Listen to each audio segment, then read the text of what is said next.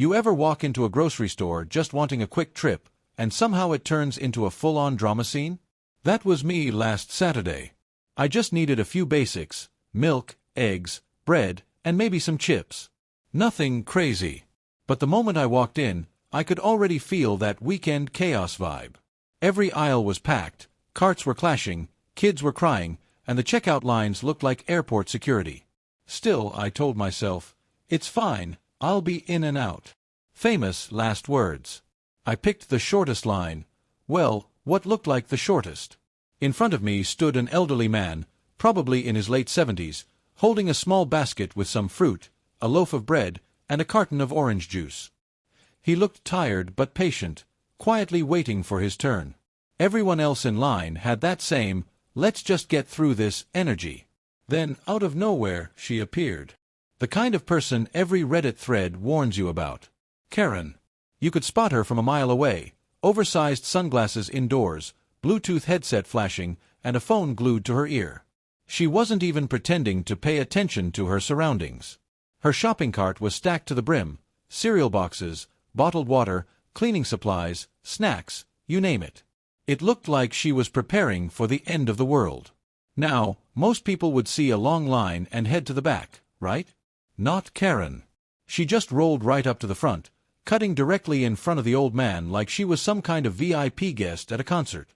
The elderly man froze, his eyes wide in disbelief. The cashier's hands stopped mid-scan. Everyone in line just stood there, staring. You could almost hear the collective gasp ripple down the aisle. But Karen, she didn't care. Not even a glance behind her. She just kept talking on the phone, laughing about some brunch plans, as if the rest of us were invisible. That's when I realized, this wasn't just bad manners. This was full-on entitlement in its purest form. And from the look on the old man's face, I knew someone had to say something. And trust me, the showdown was just getting started. The cashier gave her a polite, calm smile and said, "Ma'am, there's a line. You'll need to wait your turn." Karen barely glanced up. "Oh, I'm just grabbing a few things." "I'm in a hurry," she said, waving one hand as if the rest of us were invisible. "A few things." I counted at least 15 cartons of eggs, 3 boxes of cereal, a pack of bottled water, cleaning supplies, and snacks spilling over the edge of her cart like a mountain ready to topple. This was not a few things. The elderly man, still holding his small basket, cleared his throat. His voice was soft, polite, but firm. "Ma'am, I've been standing here for 15 minutes. The line starts back there." Karen's eyes narrowed. "Well, that's your problem, isn't it? I don't have time to wait. Everyone should just move faster." You could feel the tension rising. The people behind us began exchanging looks, eyebrows raised, some shaking their heads, muttering under their breath. Everyone knew what was happening, and nobody could believe someone had the audacity to just cut in line so blatantly. "I said I'm in a hurry," Karen repeated, as if repeating it enough times would magically make the rules disappear. The cashier remained patient, trying to keep the situation under control. "I understand you're in a rush, ma'am, but we have to follow store policy. Everyone waits their turn." Karen huffed dramatically, throwing her hands up. "Oh, come on. I've got things to do. You don't understand how busy my life is." At that moment, a few people in line started speaking up. One woman said quietly but firmly, "We're all busy. That's why we wait our turn. You can't just cut everyone." Karen's phone didn't even leave her ear. "Seriously? Are you all judging me now?" she snapped. I could feel my blood boiling, but I stayed calm, observing her antics. Every excuse she threw out was met with polite but unshakable resistance. She tried guilt, intimidation, and even fake outrage, but nobody budged. The elderly man gave her one more calm, measured look. "Respect goes both ways, ma'am. Please wait your turn." And that's when I knew it was time for someone to finally step up. The line had had enough, and Karen's reign of entitlement was about to meet some real-world consequences. At this point, everyone in line was watching the scene unfold like it was reality TV. Karen was still glued to her phone, muttering loudly about how people just don't understand her schedule. The cashier looked uneasy, clearly hoping someone would defuse the situation. The elderly man, still holding his basket, just sighed and shook his head. I realized that if someone didn't speak up, Karen would just steamroll through everyone. So I stepped forward, careful to keep my voice calm but firm. "Excuse me, ma'am," I said, trying to sound polite yet authoritative. "Everyone here has been waiting their turn. You can't just cut in line." Karen finally looked up, and you could see the immediate annoyance on her face. She narrowed her eyes and snapped, "Mind your own business. I'm in a hurry." I stayed calm. We're all in a hurry. That's exactly why lines exist, so everyone gets their turn. You can't just skip ahead because you feel like it. For a moment, she looked like she might argue back, but then the elderly man spoke again, his voice gentle yet firm. "Young man's right. I've been waiting here for 15 minutes. This is unfair." The atmosphere shifted. People behind me started murmuring their agreement, shaking their heads or giving subtle nods. "Yeah, she's got a full cart. Let her wait," one woman whispered. Karen rolled her eyes, but it was clear she wasn't used to being challenged. "Typical," she huffed. "You all must have nothing better to do than police my life."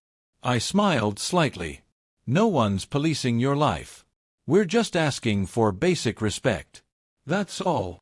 Now, the people behind me began speaking up, gently but firmly. "We've all got places to be. Wait your turn. Lines are for everyone, not just for you." Even the cashier tried to maintain a professional tone, adding, "Ma'am, I'm going to have to ask you to go to the back of the line." Karen's face was turning red.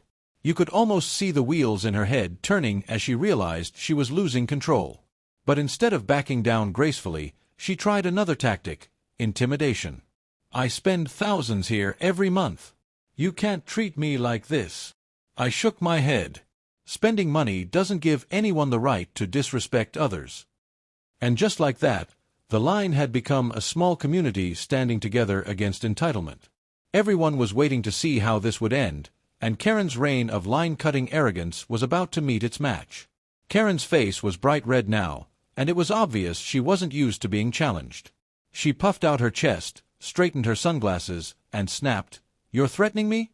I spend thousands here every month. Do you know who I am?"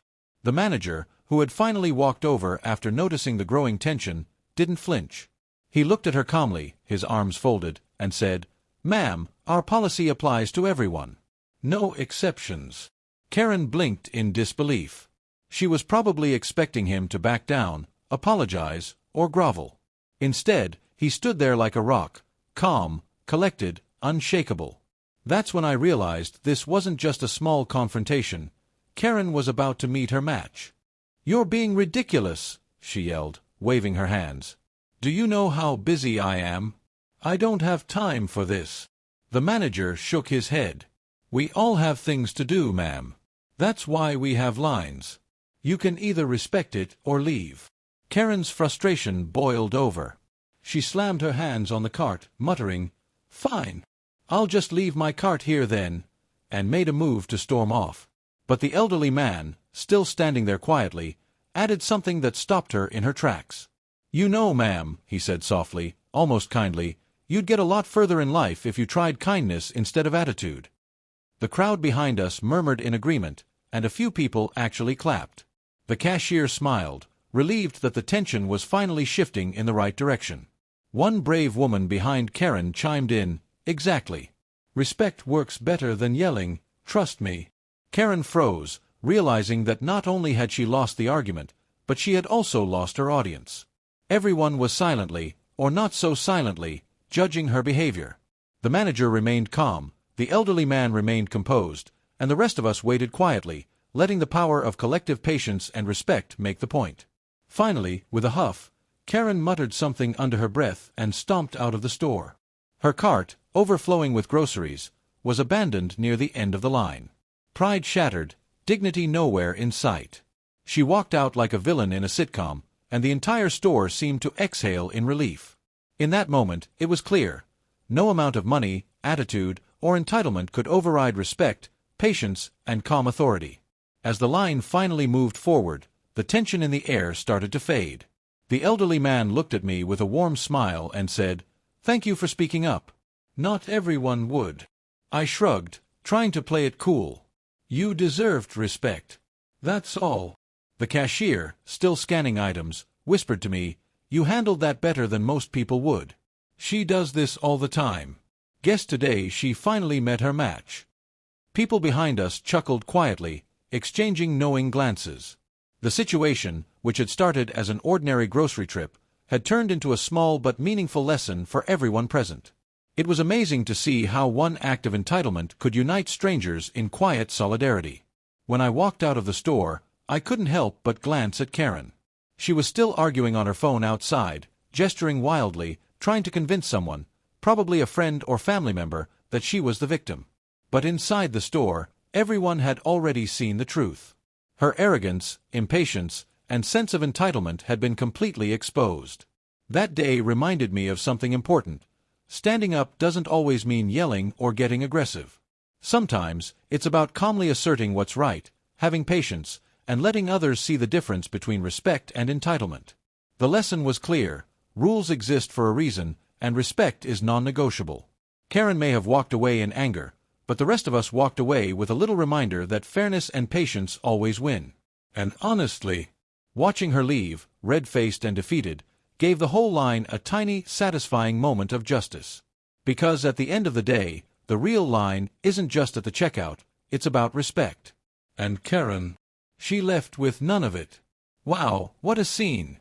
Karen thought she could push her way through, but in the end, respect and patience won the day. It just goes to show, you don't need to be loud or aggressive to stand up for what's right. Sometimes, a calm voice and a little courage are all it takes. If you enjoyed this story, make sure to hit that like button and subscribe for more unbelievable real-life stories from Reddit. And I want to hear from you. What would you have done if you were in line with Karen? Comment below and let's talk about it. Don't forget to turn on notifications so you never miss a story that makes you laugh, cringe, or just shake your head in disbelief.